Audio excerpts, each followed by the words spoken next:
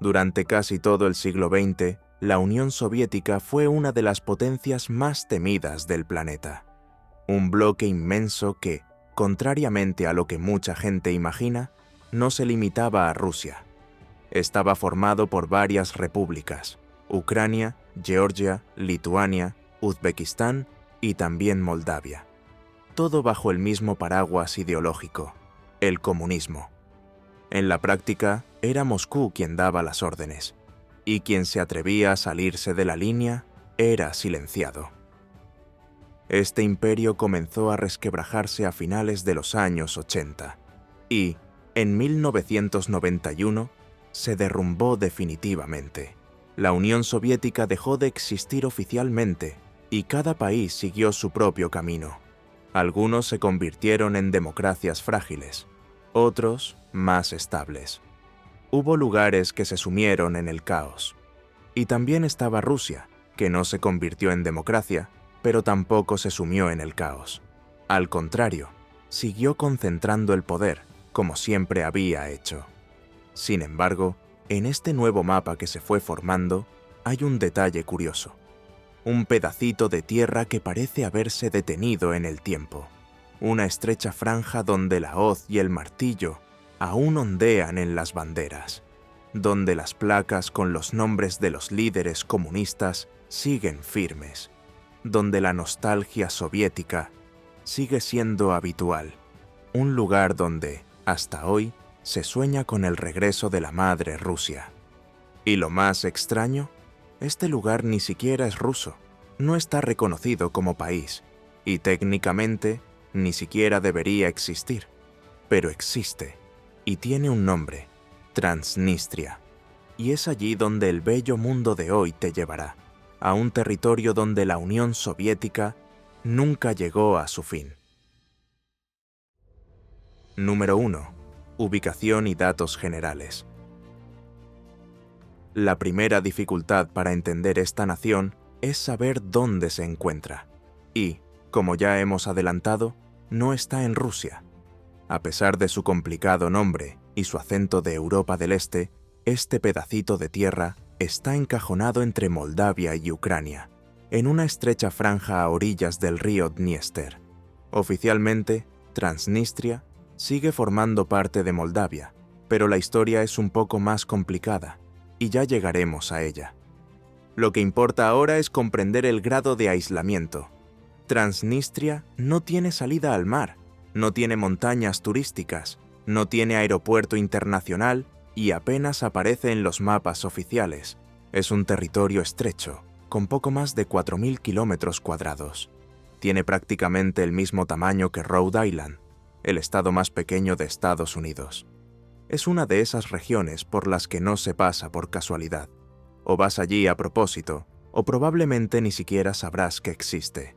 Tanto es así que incluso Google Street View ha ignorado el lugar. No hay mapas de las calles, solo algunas fotos dispersas enviadas por turistas curiosos. Las ciudades son pequeñas y modestas. La capital es Tiraspol, una especie de escaparate soviético que parece congelado en los años 80. Las señales están oxidadas, la arquitectura es totalmente brutalista, los bustos de Lenin siguen en las plazas y los autobuses antiguos siguen circulando por avenidas anchas y casi siempre vacías. Pero no es solo el aislamiento político lo que hace que Transnistria parezca un mundo aparte. El clima también contribuye en gran medida a esta sensación. Los inviernos allí son duros. Las temperaturas bajan fácilmente de los 10 grados bajo cero, con vientos cortantes que vienen de la estepa ucraniana. En verano, el calor supera los 35 grados, lo que convierte el terreno seco y amarillento en un horno sofocante. La humedad es baja, las lluvias son irregulares y la infraestructura urbana, que ya no es de las mejores, sufre este contraste de temperatura a lo largo del año. Para colmo, Transnistria se encuentra enclavada precisamente en una de las regiones más tensas de Europa. Al este, Ucrania está en guerra con Rusia desde 2014. Al otro lado, Moldavia intenta acercarse cada vez más a la Unión Europea. Y en medio de todo esto está ella, como un satélite desconectado, orbitando entre dos planetas que se alejan cada vez más. Y tan compleja como la geografía, el clima y el aislamiento, es la historia de este lugar. Número 2. Historia. Para entender por qué existe Transnistria, tenemos que remontarnos a finales de los años 80, cuando el Imperio Soviético comenzaba a desmoronarse. En aquella época, Moldavia todavía era una república de la Unión Soviética, pero, a medida que el bloque comunista se desmoronaba, varios países buscaron la autonomía, la identidad y la independencia. Y Moldavia no fue una excepción. El problema es que, dentro de Moldavia, había una región que no quería seguir ese mismo camino. Mientras todo el país miraba hacia Occidente, coqueteaba con Rumanía, recuperaba el alfabeto latino y apostaba por un futuro más liberal. Al otro lado del río Dniester, el ambiente era muy diferente. En Transnistria, la mayoría de la población estaba compuesta por rusos y ucranianos. Allí, nadie quería saber nada de convertirse en rumano, ni de abandonar el idioma ruso.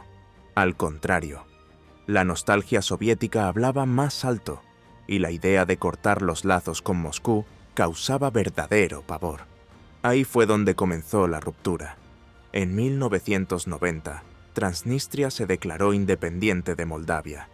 Y, por supuesto, nadie se lo tomó en serio. Ni la ONU, ni Rusia, ni absolutamente ningún otro país reconoció la independencia.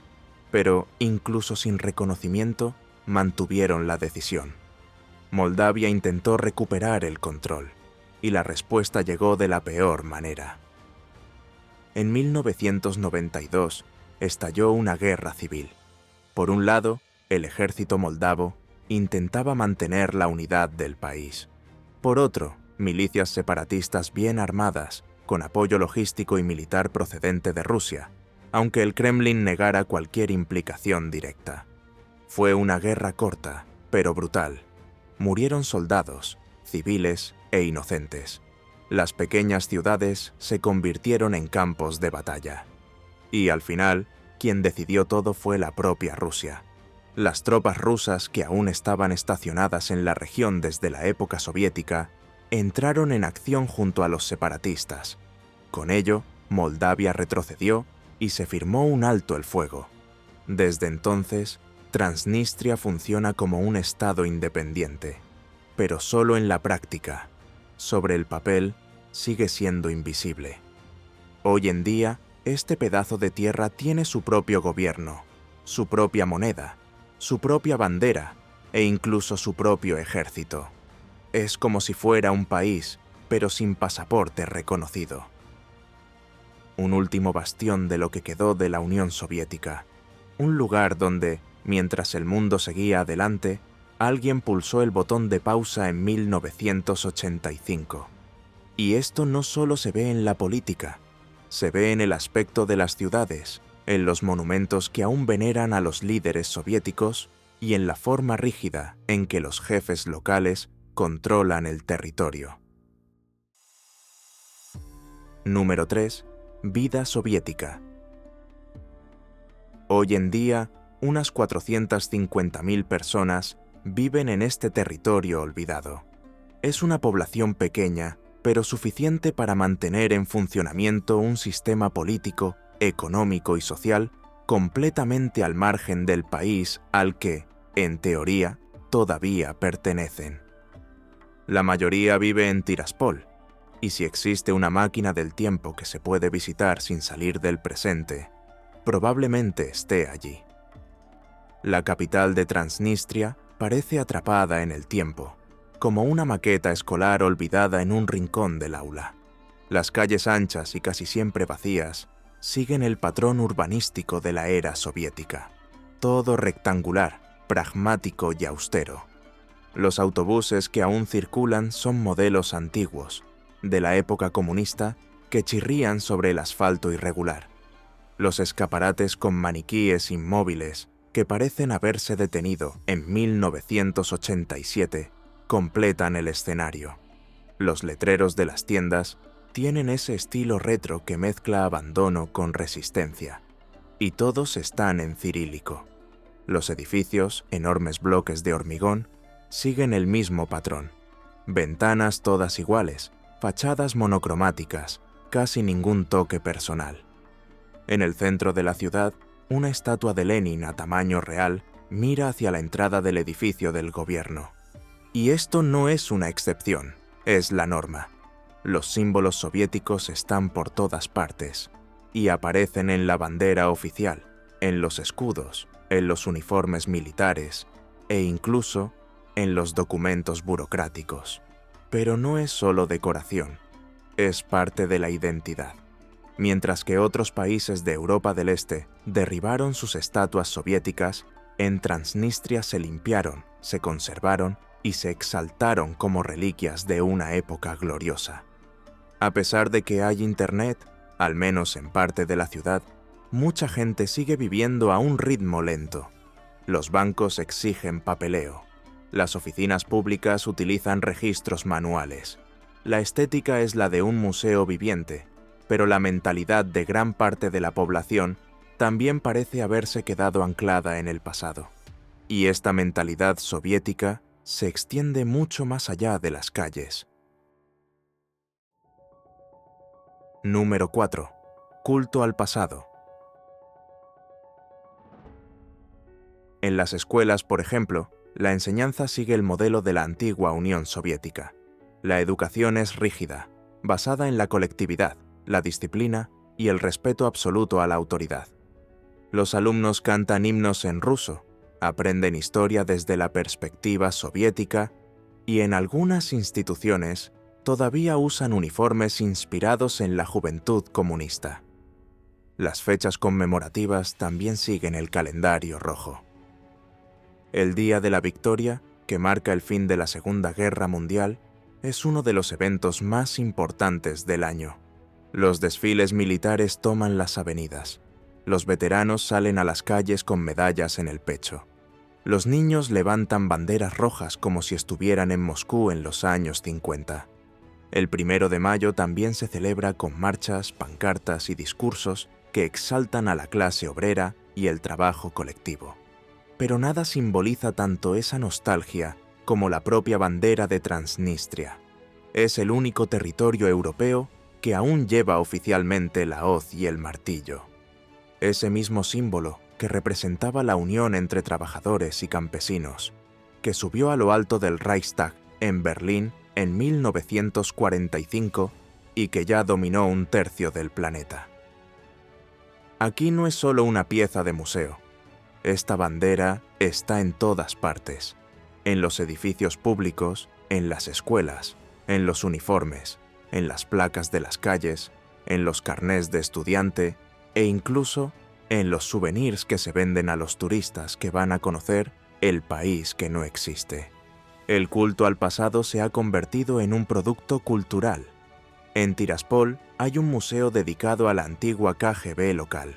En su interior, radios de espionaje, documentos confidenciales y un busto de Félix Dzerzhinsky, fundador de la policía secreta soviética, ayudan a mantener viva la mística de la Guerra Fría. Pero este amor por el pasado también va de la mano de un amor muy presente. Y ahí es donde entra en escena la figura de Vladimir Putin. Número 5. El culto a Putin. Si en la bandera aún ondea la hoz y el martillo, en la pared de muchos hogares, el cuadro más común es el de Vladimir Putin. Sí, él mismo. Presidente de Rusia, exagente del KGB, cinturón negro de judo, y aquel que aparece montando a caballo sin camisa en las fotos oficiales, como prueba de virilidad. Putin se ha convertido en una figura casi mítica en Transnistria. Allí se le ve como un protector, el guardián de ese estilo de vida soviético que nadie quiere abandonar. Para muchos residentes, él es quien puede, algún día, hacer realidad el sueño que desde hace años se susurra en las esquinas de Tiraspol: anexionar Transnistria definitivamente a Rusia. Y no es una exageración. En entrevistas, Los residentes dicen claramente que quieren volver a casa, y esa casa no es Moldavia, es la madre Rusia. Este sentimiento se hizo aún más fuerte tras la anexión de Crimea en 2014. Mucha gente cree que lo mismo puede suceder allí, que Moscú, en algún momento, cruzará el río y rescatará el territorio que considera olvidado. Pero esta devoción tiene un costo. Donde hay idolatría, hay poco espacio para el debate, y donde hay mucha influencia rusa, también suele haber poca transparencia. Número 6. Control comunista. Y donde la influencia rusa es grande, la transparencia suele ser escasa. En Transnistria hay un presidente, hay elecciones, hay partidos registrados, pero nadie allí se hace muchas ilusiones. La política funciona más como un teatro, en el que el guión ya viene preparado y los actores que no están de acuerdo con él son eliminados de la obra, literalmente. En varias elecciones recientes, a los principales nombres de la oposición se les ha impedido presentarse, se les ha perseguido judicialmente o incluso se les ha encarcelado por irregularidades administrativas. Y lo más surrealista es que incluso los propios comunistas han sido silenciados.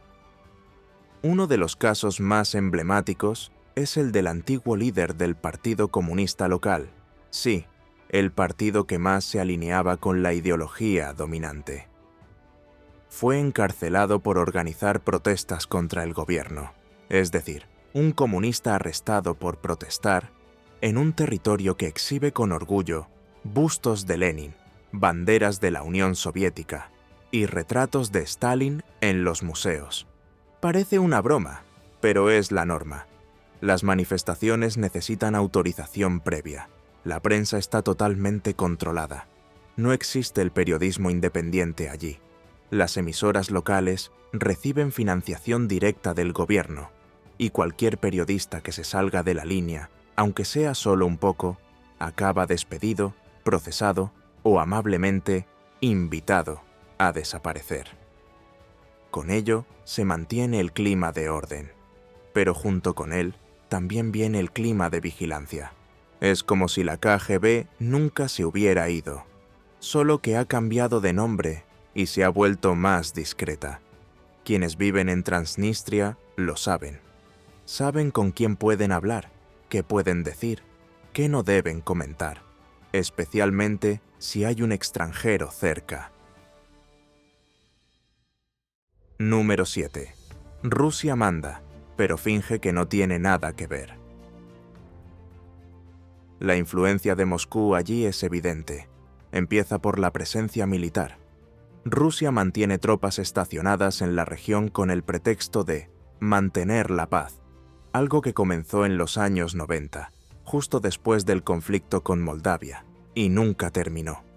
Esos soldados no fueron invitados por Moldavia, mucho menos por ninguna organización internacional, pero están allí, como diciendo, intenta echarlos, a ver qué pasa. Además de los militares, está el factor económico. Transnistria sobrevive, en gran parte, gracias a la ayuda directa de Rusia. Gas natural subvencionado, inversiones en infraestructura, pago de pensiones e incluso envío de suministros. Es como si se tratara de un patrocinio ideológico. Rusia paga el espectáculo, pero finge que no tiene nada que ver con el escenario. Y cada vez que Moldavia intenta acercarse a la Unión Europea, firmar algún acuerdo o establecer alianzas con Occidente, la respuesta rusa no se hace esperar. Endurecer el discurso y reforzar la atención especial sobre la región separatista. En diplomacia, esto tiene un nombre: Guerra Fría.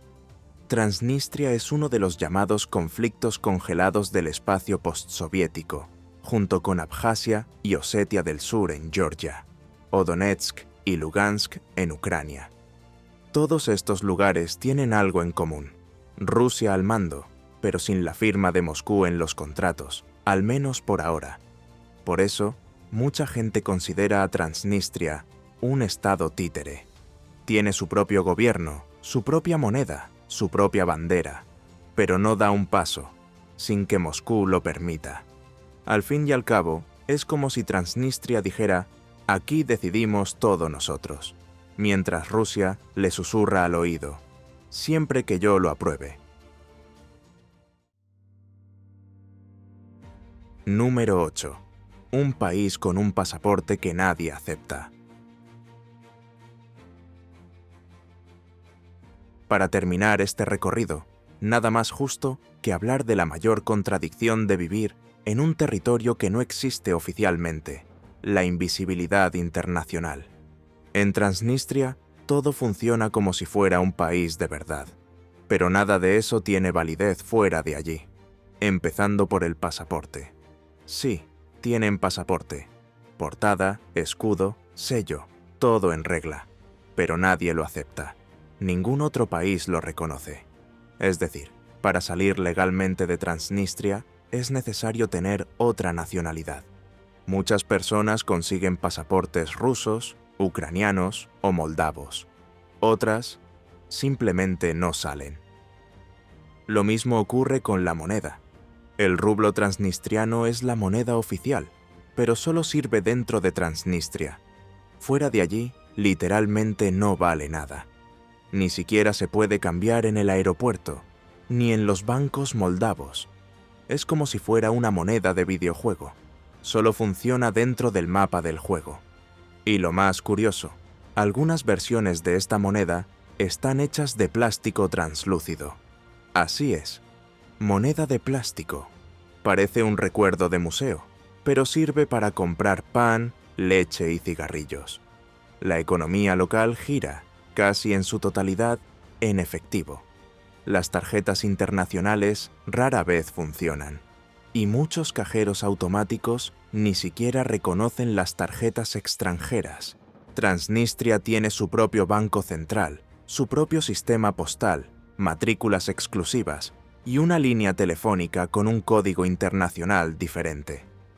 Todo funciona como si fuera, de hecho, un país, solo que invisible para el resto del mundo. Un lugar donde la burocracia es real, pero el reconocimiento es nulo. Y ahora quiero saber tu opinión. ¿Habías oído hablar de Transnistria? ¿Crees que este tipo de territorio tiene futuro? ¿O está condenado a ser un enigma geopolítico para siempre? Comenta aquí abajo, porque tu opinión vale mucho. Y claro, si te ha gustado el vídeo, dale a me gusta, suscríbete a Bello Mundo, activa la campana y compártelo con alguien a quien le guste la geopolítica, la historia y curiosidades locas como esta. Nos vemos en el próximo video.